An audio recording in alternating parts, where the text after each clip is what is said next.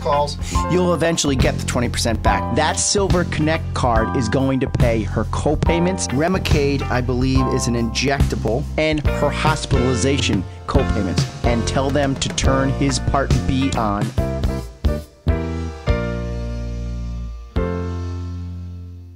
All right. This is Medicare and You. This is Michael Regan. December 20th, 2011. Rocking the house. We've been running for 9 months straight on the show. Medicare and You. I heard it plugged on the Tom Shute and Frank Morrow show this morning, so thank you for the plug. First of all, I'd like to say thank you so much to all of my clients who were faithful to GS Regan Associates during annual election period. I cannot thank you enough for your business. I know I send you a birthday card, but that's really not enough. From the bottom of my heart, I sincerely appreciate you helping grow my business, and hopefully I'm helping you. My first topic of the day today is going to be moral fiber. Second topic today is going to be the changes from Social Security. Producer Tom's telling me we already have a caller. Sweetness. Line 1, Michael Regan, how can I help you? Hi, Mike. It's Stephanie. Stephanie, my friend at the museum. How's the Mattatuck Museum doing? Fantastic. How have you been? All right. Let's obviously my callers and my listeners must know by now. This is Stephanie Harris. She's with the Mattatuck Museum here in Waterbury. I am lucky enough to be on the board of directors, so she calls in during the radio show and fills us in on the flautist that played on first Thursday. Santa, which I saw the photos, that was great. What do you have going this week? Well, the first Thursday for December, we had a phenomenal response. We had 75 people come to listen to Allie Ryerson play the flute. It was incredible. She was amazing. It's a great event. And coming in this next month in January, on the 5th, we have Mario Pavone coming in. Okay. He's a bassist and composer, and he's actually from Waterbury originally, and he plays in New York City and all over the United States and the world now. So he's kind of coming home, and he's going to be doing a performance at the museum. Local talent coming back to the hometown. All right. Exactly. He's phenomenal. He's bringing in 4 other musicians. It's going to be a large band. Okay. It's going to be a great event. It's excellent for networking. We have a lot of downtown people coming in to listen after work, and as well as faithful museum members who are just there for the jazz. So it's a great mix of people. It's going to be a really fun night, and it's just one of many in the next couple of months coming up that are really excited about. And what else do you have happening at the museum? Any changes, anything happening? Well, right now we are working on First Thursday, and we are working on a program brochure for the next couple of months, and we're getting our programming lined up. So keep updated on the website. As soon as I get things in, it goes up on there. Nice. And we'll let you know about programs as they come. You were also in the paper today. If you saw, there was pictures of Jim Behuniak and my friend Chris Jacoby, who I'm on the board with. She looked lovely. There were some photos in the Waterbury Republican today. Yeah, Jim and another colleague of his on the board of directors at Platt Brothers are retiring. Yeah, it was the chairman of the board. Yes, exactly. So there was an event here at the museum for them last night. It was beautiful. There were Christmas lights and candles all over. Kathy Smith decorated the pack, and it was a beautiful event, and I think everyone had a really good time. And what a better place to have it. I mean, you couldn't find a more elegant location. Oh, it was beautiful. We had lights along the walls with stencils of snowflakes and all kinds of things. It was a very, very holiday spirit. Excellent. Kind of look to the room. Nice. Good to hear it. Yeah. All right. Keep rocking and rolling, and call in anytime you need us. Great. Thanks, Mike. We appreciate you listening. You have a good holiday. You as well. Merry Christmas. Bye-bye. Merry Christmas. Bye. Okay. So good things happening over there. The reason I'm plugging the Mattatuck Museum is you need to be involved with it. It's arts and culture. It's here in Waterbury. I could wring somebody's neck when I hear them putting down Waterbury. It irks me.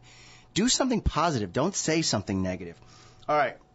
I'll wait for callers to call in. Callers, if you have a topic you want to discuss, 203-757-1320. My first topic today is going to be moral fiber. And I really mean this morally. Go to church. Say a prayer. Be a good person. Can you believe what they did to the cemetery? Seminar. I've been given too many seminars, that's all I'm saying these days. The cemetery, look in the paper. Statues, one ruined, found in scrapyard. Remember, topic, moral fiber. This photo provided by Bob Dorr of the Waterbury Veterans Memorial Committee shows the monument in Riverside Cemetery before thieves pried off the hooded figure at left. What are you doing? I mean, if you look, and I read the article, and I actually really admired Rachel Guest's comment. I know Rachel. She helped me with the bike race. Great woman. And good Waterbury resident. I didn't know she was an artist. That's why you're so hip. Anyway, to make a long story short, I don't want to exhaust it. This show is called Medicare and You, but I've got to talk about moral fiber, and I'll go farther into what I'm discussing, but this is my topic. They found, first of all, very good whistleblower, the facility that called it in. There was a scrap metal place out of Bristol. Right here. The tip came from a scrap metal place in Bristol. It's a $100,000 statue.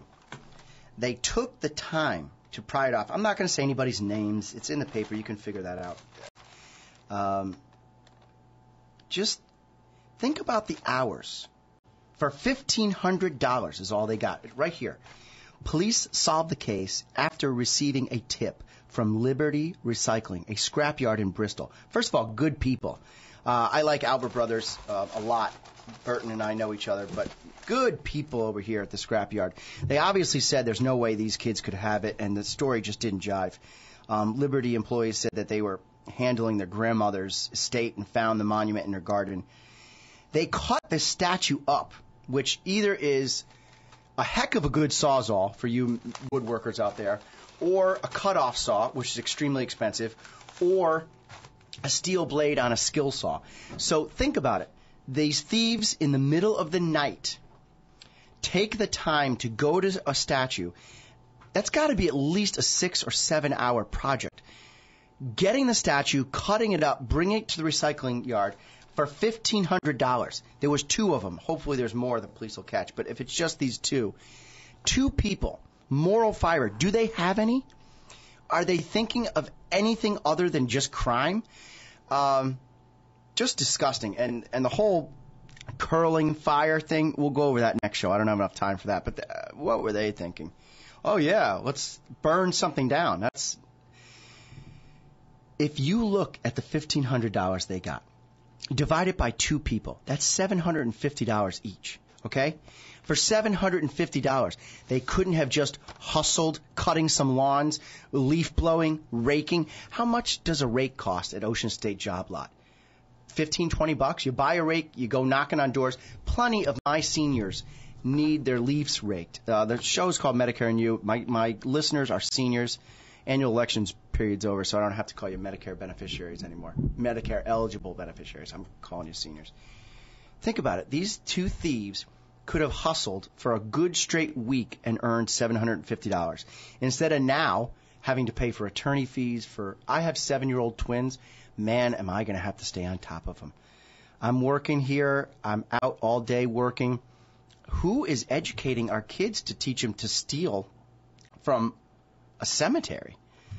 All right. Why is the topic first moral fiber? I cannot tell you from October 15th through December 7th how many people we saw. Jean did a phenomenal job of selling for herself. Stephanie, Angela, and Sandra did a great job, especially Stephanie. I got to give her a plug. Angela did a very good job as well, but Stephanie set most of the appointments. She had the appointments literally one after the other, hour after hour. Starting at 8:45, they were waiting in line, going till 6 o'clock at night. Some days I didn't even have a chance for lunch. But every person got an appointment. I would spend at least 45 minutes to an hour explaining the product thoroughly. And then, yes, it did happen at least 40 to 50 times. I can't be exact on this. But many people had quality insurance. My friends, Rick and Rosemary, told them to stay where they are. My friends, I shouldn't be saying people's names on the air, but believe me, I told them what you have is quality insurance. Keep it. After still spending time with them, it was the right thing to do. I can't tell you how many of my seniors call in and say that they're inundated with phone calls. One client from Wolcott said that the guy's cold call spiel was, I heard your agent isn't properly servicing you and not getting back to you in time. When can we meet? First of all, I don't do that. My name's on the building. My mom started this company. I'm not going to let you down as a client. Your money is just as green as some 32-year-old entrepreneurial attorney who makes $1 million and drives a fancy Beamer. Money's money. Green is green. So, no, I'm going to take the time to earn a commission, and I'm going to do it right. It's not always about earning commission. Moral fiber is about the way you are as a person, what you feel strongly about. Do you enjoy taking people for a ride? I'd like to say screwing people over, but I don't know if I'm allowed to do that on an AM radio show, so we'll just keep it clean here. You cannot do that to people. You can't take them for a ride. You can't just sell them something that's not adequate for them to make a commission. So please, if there's any listeners out there that I told to keep what you have, please let the people know that there are some good people out there. I go to church with my family at St. John's on Sunday. I held a fundraiser with the help of producer Nick and his family, by the way. Napoli Foods was great. Let me give them a plug. They donated quite a bit of the food to the soup kitchen. We held a pasta dinner for a lovely woman whose wheelchair broke and the van broke down where she couldn't get in. That's good people. I mean, we didn't embezzle the funds. We raised money for a good cause, and we gave it back to the woman. And with the, I think the Sunshine Fund was last night. I heard it on the way in the radio show this morning. That's good stuff. Not robbing from a cemetery. I mean, too much violence, too much television, too much ease of computers. Nobody's caring about each other anymore. First of all, these things are so heavy. I don't even know how they got it. But to pry it off is just ridiculous. And I liked to see Waterbury rise up and say the words disgusting. All right, caller on line 1 has been patiently waiting. Michael Regan, how can I help you? Michael? Yes. This is Bev. I just wanted to call in to let everyone know how awesome you are and how well-versed helping people through the Medicaid maze, as I put it. Medicare maze. Medicare maze. Excuse me. As you can see, we need you. But I had met you years and years ago when we started to volunteer in the community together. Absolutely. And I've watched you grow and develop into a wonderful young man, but you had wonderful parents who were prime examples for you, and you are truly a result of their love and care. And you are amazing, and I just wanted to call in and tell everyone this and to say Merry Christmas.